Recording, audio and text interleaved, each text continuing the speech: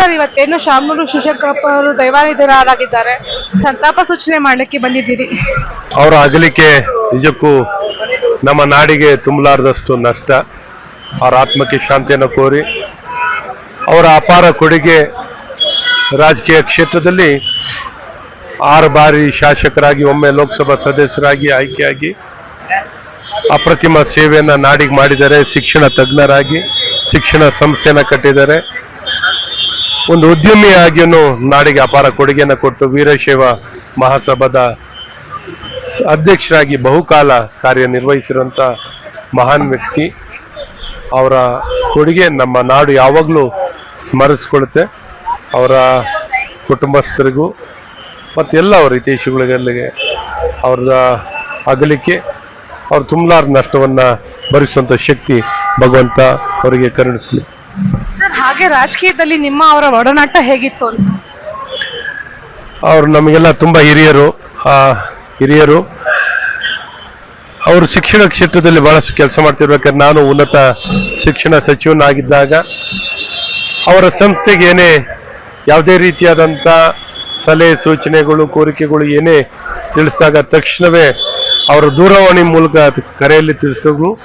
ತಕ್ಷಣ ಆ ಕೆಲಸವನ್ನು ಮಾಡಿಕೊಡೋ ಮೂಲಕ ಹಾಗೂ ಬಹಳ ದೂರದಿಂದನೂ ನಮ್ಮ ನೋಡುವಂಥ ಸೌಭಾಗ್ಯ ಅವರ ಕೊಡುಗೆ. ನಾನು ಒಬ್ಬ ವೈದ್ಯನಾಗಿರೋಬೇಕಾದ್ರೆ ಆ ಬಾಪೂಜಿ ಸಂಸ್ಥೆ, JGM ಸಂಸ್ಥೆನ ಹೇಗೆ ಕಟ್ಟಿದ್ದಾರೆ, ದಾವಣಗೆರೆಗೆ ಅವರು ಕೊಟ್ಟಂಥ ಕೊಡುಗೆಗಳು ಮತ್ತು ಇಡೀ ದೇಶಕ್ಕೆ ಅವರು ಕೊಟ್ಟಂಥ ಕೊಡುಗೆ, ಅವರ ಸಂಸ್ಥೆಯಲ್ಲಿ ಓದಂಥ ವಿದ್ಯಾವಂತರು ಇವತ್ತು ಲಕ್ಷಾಂತರ ಜನ ತೇರ್ಗಡೆಯಾಗಿ ದೇಶ ಕಟ್ಟುವಂಥ ಕೆಲಸವನ್ನು ಮಾಡಿದ್ದಾರೆ. ಹಾಗಾಗಿ ಅವರ ಅದ್ಭುತ ಕೊಡುಗೆಗಳಿದೆ. ಶಾಮನೂರು ಶಿವಶಂಕರಪ್ಪನವರು ನಮ್ಮ ನಾಡಿನ ರಾಜಕಾರಣ, ಸಮಾಜ ಸೇವೆ ಮತ್ತು ವಿಶೇಷವಾಗಿ ವೀರಶೈವ ಮಹಾಸಭಾಕ್ಕೆ ಒಂದು ದೊಡ್ಡ ಆಧಾರ ಸ್ತಂಭ ಅಂತಿದ್ರು.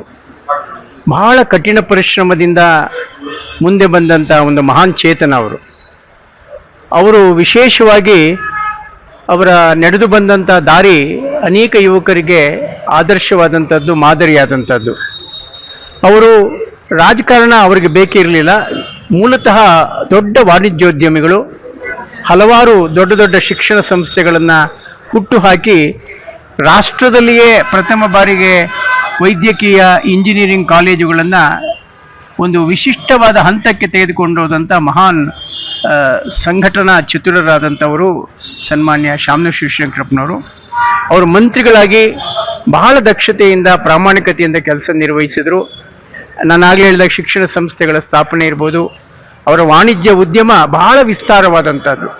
ಬಹುಶಃ ನಾಡಿನಲ್ಲೇ ಅತಿ ದೊಡ್ಡ ವಾಣಿಜ್ಯೋದ್ಯಮಿಯಾಗಿದ್ದಂಥವರು. ಮತ್ತು ಅದಕ್ಕಿಂತ ಮಿಗಿಲಾಗಿ ಕೊಡುಗೈ ದಾನಿ, ಸಿರಿ ಬಂದ ಕಾಲಕ್ಕೆ ಕರೆದು ದಾನ ಮಾಡು ಅನ್ನುವ ಸರ್ವಜ್ಞನ ವಾಣಿಯಂತೆ ಹಲವಾರು ಸಂಘ ಸಂಸ್ಥೆಗಳಿಗೆ, ಅನಾಥರ ಪಾಲಿಗೆ ಆಶಾಕಿರಣ ಆಗಿದ್ದಂಥವರು ಸನ್ಮಾನ್ಯ ಶಾಮನೂರು ಶಿವಶಂಕರಪ್ಪನವರು.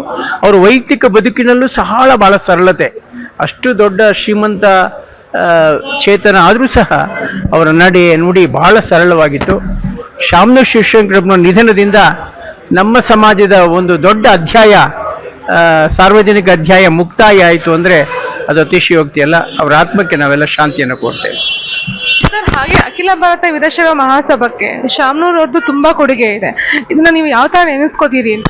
ಅಲ್ಲ, ಸುದೀರ್ಘ ಕಾಲ ನಮ್ಮ ಸಂಘಟನೆಯನ್ನ ಮಾಡಿದಂಥವರೇ ಸನ್ಮಾನ್ಯ ಶಾಮನೂರು ಶಿವಶಂಕರಪ್ಪನವರು. ಸುದೀರ್ಘ ಕಾಲ ಅವರು ಅಧ್ಯಕ್ಷರಾಗಿ, ಅವರ ಹೆಸರೇ ಒಂದು ರೋಮಾಂಚನ ನಮಗೆ. ಶಾಮನೂರು ಶಿವಶಂಕರಪ್ಪನವರು ಇದ್ದಾರೆ, ಅವ್ರ ಮಾತಿದೆ ಅಂತ ಅವರ ಹೆಸರೇ ನೀನು ಯಾಕೋ ನಿನ್ನ ನಾಮಬಲ ಹೊಂದಿದ್ರೆ ಸಾಕು ಅಂತ ಹೇಳಿದಾಗ, ದಾಸರು ಹೇಳಿದಾಗ ಶಾಮನೂರು ಶಿವಶಂಕರಪ್ಪನವರು ವೀರಶೈವ ಮಹಾಸಭೆಗೆ ಒಂದು ದಿಕ್ಕನ್ನು ಕೊಟ್ಟರು, ಒಂದು ಶಕ್ತಿಯನ್ನು ತುಂಬಿದ್ರು, ಚೈತನ್ಯವನ್ನು ತುಂಬಿದ್ರು. ಸಂಘಟನಾತ್ಮಕವಾಗಿ ಹಂತ ಹಂತಗಳಲ್ಲಿ ಈ ಸಂಸ್ಥೆ ಬೆಳೀಲಿಕ್ಕೆ ಅವರ ಕೊಡುಗೆ ಬಹಳ ಅಪಾರವಾದದ್ದು. ಇವತ್ತು ಅಖಿಲ ಭಾರತ ವೀರಶೈವ ಲಿಂಗಾಯತ ಮಹಾಸಭಾ ಬಡವಾಗಿದೆ ಅಂತ ಹೇಳ್ಬೋದು. ಯಾಕೆಂದ್ರೆ ಶಾಮನೂರು ಅಪ್ಪಾಜಿಯವರ ಅಗಲಿಕೆ ನಮಗೆ ಬಹಳ ನೋವಂತಂದಿದೆ. ಅವರು ಬಹುಕಾಲ ಸಮಾಜಕ್ಕಾಗಿ ಮತ್ತು ರಾಜಕೀಯ ಮುತ್ಸದ್ದಿಯಾಗಿ ಕೆಲಸ ಮಾಡಿದಂಥ ಹಿರಿಯ ಮಹಾನ್ ಚೇತನ ಅವರು.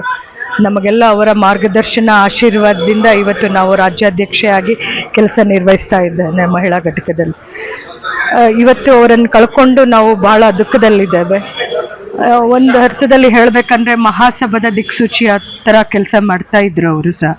ಯುವಕರಿಗಾಗ್ಲಿ ಉನ್ನತವಾದಂಥ ಮಾರ್ಗದರ್ಶನ ಕೊಡ್ತಾರೆ. ಸಮಾಜದಲ್ಲಿ ಉನ್ನತವಾದಂಥ ಒಂದು ಕಾಲಘಟ್ಟದಲ್ಲಿ ಎಲ್ಲ ಕಾಲಘಟ್ಟದಲ್ಲೂ ಸಹ ಉನ್ನತವಾದಂಥ ನಿಲುವನ್ನು ತಗೊಂಡಂಥ ಮಹಾನ್ ಚೇತನ ಅವರು. ಸಮಾಜಕ್ಕಾಗ್ಲಿ ರಾಜಕೀಯವಾಗ್ಲಿ ಬಹಳ ಹೊತ್ತು ಕೊಟ್ಟು ಅವರ ಜೀವನವನ್ನ ಸಾಗಿಸಿದಂಥವರು. ಬದುಕಿನ ಎಲ್ಲ ಮೌಲ್ಯಗಳನ್ನ ಅರಿತಿದಂಥ ಅವರು. ಅವರ ಒಡನಾಟ ಅಂದರೆ ಇತ್ತೀಚೆಗೆ ಭಾಳ ನನಗೆ ತಂದೆ ಸ್ವರೂಪವಾಗಿದ್ದರು. ಭಾಳ ಆತ್ಮೀಯವಾಗಿ ನನ್ನನ್ನು ಮಗಳ ಥರ ನೋಡ್ತಾ ಇದ್ರು. ನನ್ನ ಭಾಳ ಹೇಳಬೇಕು ಅಂದರೆ ನನಗೆ ತಂದೆ ಸಮಾನರೇ. ಯಾವಾಗಲೂ ಅವ್ರು ಹೇಳ್ತಾ ಇದ್ರು ನನಗೆ ಉನ್ನತವಾಗಿ ಮತ್ತೆ ಶ್ರೇಷ್ಠವಾಗಿ ಕೆಲಸಗಳನ್ನು ಮಾಡಬೇಕಾಗತ್ತೆ.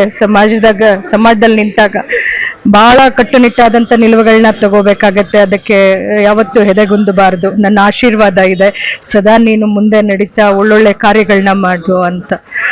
ಇವತ್ತು ನಾನು ಅಂಥ ಒಂದು ತಂದೆಯನ್ನ ಕಳ್ಕೊಂಡಿದ್ದೇನೆ ಅಂತ ಹೇಳಲಿಕ್ಕೆ ಇಚ್ಛೆಪಡ್ತೀನಿ. ನಾನಂತಾನೆ ಅಲ್ಲ, ಇಡೀ ಮಹಾಸಭಾದ ಸರ್ವ ಸದಸ್ಯರಿಗೂ ಇವತ್ತು ಒಬ್ಬ ತಂದೆ ಸ್ಥಾನ ಅವರು ಕಳ್ಕೊಂಡಿದ್ದಾರೆ ಅಂತ ಹೇಳಲಿಕ್ಕೆ ಇಚ್ಛೆ ಪಡ್ತೇನೆ. ಬಹಳ ದುಃಖ ತಪ್ತರಾಗಿದ್ದೇವೆ. ನಮ್ಗೆ ಶಾಮನೂರ್ ಅಜ್ಜ ಅವರು ಬಹಳ ಒಂದು ದೊಡ್ಡ ಹೆಮ್ಮರ ಇದ್ದಂಗೆ ನಮ್ಮ ಅಖಿಲ ಭಾರತ ವೀರಶೈವ ಮಹಾಸಭಾಗೆ, ಮತ್ತೆ ನಮ್ಮ ಲಿಂಗಾಯತ ಸಮಾಜ, ವೀರಶೈವ ಲಿಂಗಾಯತ ಸಮಾಜಕ್ಕೆ ಒಂದು ಭದ್ರ ಬುನಾದಿಯನ್ನ ಹಾಕಿಕೊಟ್ಟಂತವ್ರು. ತುಂಬಾ ಧೀಮಂತ ವ್ಯಕ್ತಿ, ಗಟ್ಟಿತನದ ವ್ಯಕ್ತಿ. ಸಮಾಜ ಅಂತ ಬಂದಾಗ ಯಾವುದನ್ನು ಲೆಕ್ಕಿಸ್ತಾ ಇರ್ಲಿಲ್ಲ, ಯಾರನ್ನು ಲೆಕ್ಕಿಸ್ತಾ ಇರ್ಲಿಲ್ಲ. ಮುಂದೆ ನಿಂತು ಹೋರಾಟ ಮಾಡ್ತಾ ಇದ್ದಂತಹ ಒಂದು ಗಟ್ಟಿಗರು. ಮತ್ತೆ ಸಮಾಜಕ್ಕೆ ಬಹಳಷ್ಟು ಒಂದು ಒಳ್ಳೆಯ ಕೆಲಸಗಳನ್ನ ಮಾಡ್ತಾ ಇದ್ದಂತಹ ಒಂದು ವ್ಯಕ್ತಿ ಅವರು. ನಾನು ಡಾಕ್ಟರ್ ಅನುಪಮ ಅಂತ ಹೇಳಿ ಅಖಿಲ ಭಾರತ ವೀರಶೈವ ಲಿಂಗಾಯತ ಮಹಾಸಭಾದಲ್ಲಿ ಕಳೆದ ಬಾರಿ BBMP ಘಟಕದ ಮಹಿಳಾ ಅಧ್ಯಕ್ಷೆಯಾಗಿ ನಾನು ಕಾರ್ಯನಿರ್ವಹಿಸಿದ್ದೇನೆ. ಆ 3 ವರ್ಷಗಳು ಅವರ ಅಧ್ಯಕ್ಷತೆಯಲ್ಲಿ ನಾವು ತುಂಬಾ ಚೆನ್ನಾಗಿ ಕೆಲಸ ಮಾಡಿದ್ದೀವಿ. ಪ್ರತಿಯೊಂದಕ್ಕೂ ಪ್ರೋತ್ಸಾಹ ಕೊಡ್ತಿದ್ರು. ನಮಗೆ ದಾವಣಗೆರೆಯಲ್ಲಿ ಒಂದು ದೊಡ್ಡ ಸಮಾವೇಶನೇ ಮಾಡಿದ್ರು. ಆ ಸಮಾವೇಶಕ್ಕೆ ನಾವೆಲ್ಲ ಹೋಗಿದ್ವಿ. ನಮಗೆಲ್ಲ ತಂಗ್ಲಿಕ್ಕೆ ಜಾಗ, ಪ್ರತಿಯೊಂದು ಸಾವಿರಾರು ಜನಕ್ಕೆ ಎಲ್ಲ ವ್ಯವಸ್ಥೆಯನ್ನ ಬಹಳ ಚೆನ್ನಾಗಿ ಮಾಡಿಕೊಟ್ಟಿದ್ರು. ಅಂತಹ ಒಂದು ಉತ್ತಮ ವ್ಯಕ್ತಿಯನ್ನ ನಾವಿವತ್ತು ಕಳ್ಕೊಂಡಿದ್ದೇವೆ. ನಮ್ಮ ಸಮಾಜದ ಒಂದು ಏನು ಬೇರು ಅಂತಾನೆ ಹೇಳಬೇಕು.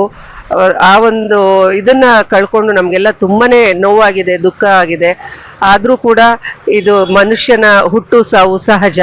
ಆದ್ರೆ ಅವರು ಬದುಕಿರೋ ತನಕ ಬಹಳ ಉತ್ತಮ ಜೀವನವನ್ನ, ಕಡೆಗಾಲದ ತನಕನೂ ತಾವು ಉತ್ತಮ ಜೀವನವನ್ನ ನಡೆಸಿದ್ರು. ಬಹಳ ಒಂದು ಅನುಕೂಲ, ಜನಕ್ಕೆಲ್ಲರಿಗೂ ಸಾಮಾಜಿಕವಾಗಿ ಒಳ್ಳೆಯ ಅನುಕೂಲಗಳನ್ನ ಮಾಡಿಕೊಡ್ತಾ ಬದುಕಿದ್ರು. ಆ ಒಂದು ಜೀವನ ಎಲ್ಲ ನಮ್ಮ ಸಮಾಜದವ್ರಿಗೆ ಮಾರ್ಗದರ್ಶನ ಆಗಲಿ, ನಾವೆಲ್ಲರೂ ಸಮಾಜಕ್ಕೆ ಬದ್ಧರಾಗಿ ಮುಂದೆ ಕೆಲಸ ಮಾಡುವಂತಕ್ಕೆ ಒಂದು ರೋಲ್ ಮಾಡೆಲ್ ಆಗಿ ಅವರು ನಮಗೆ ಇದ್ರು.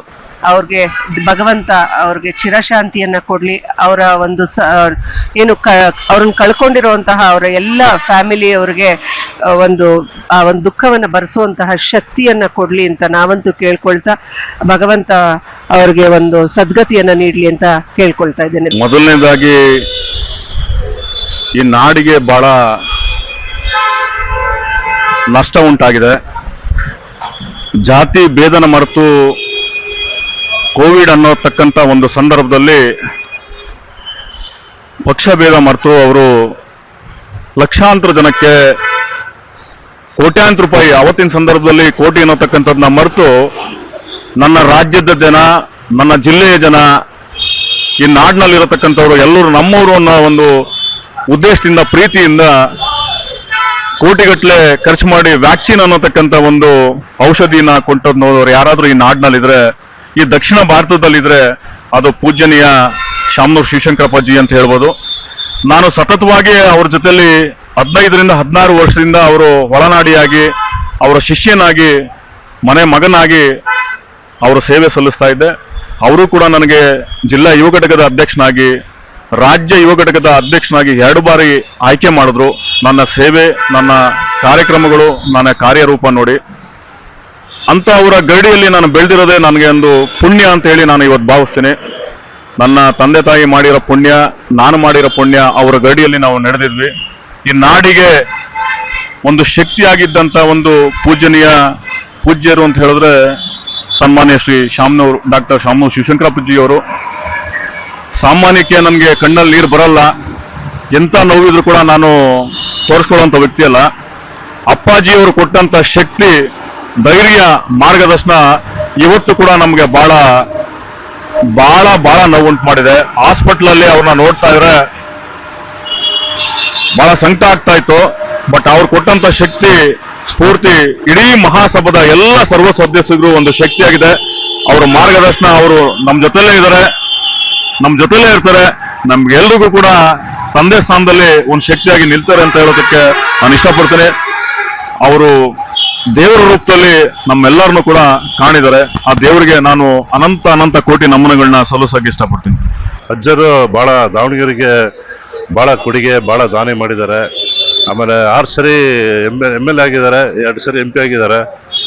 ಅವ್ರದ್ದು ಕೊಡುಗೆ ದಾವಣಗೆರೆ ನಾವು ಇವತ್ತು ಮರೆಯೋಕ್ಕಾಗಲ್ಲ. ಆಮೇಲೆ ನಾವೆಲ್ಲ ಭಾಳ ಹೋರಾಟ ಮಾಡಿ ಅವಾಗೆಲ್ಲ ನಾವು ಅಪ್ಪಾಜಿ ನಾವೆಲ್ಲ ಹೋರಾಟ ಮಾಡಿ ಅವಾಗೆಲ್ಲ ಗೆಲ್ಲಿಸಿದ್ದೀವಿ. ಅಪ್ಪಾಜಿ ಇವತ್ತು ಹೋಗಿದ್ದಾರೆ. ದಾನಿಗಳು, ದಾವಣಗೆರೆ ದಾನಿಗಳು ಅವರು ಇವತ್ತು ಕಳ್ಕೊಂಡಿದ್ದೀವಿ ನಾವು. ಭಾಳ ದುಃಖ ಆಗ್ತಿದೆ ನಮಗೆ, ದಯವಿಟ್ಟು ಭಾಳ ಬೇಜಾರಾಗ್ತಿದೆ.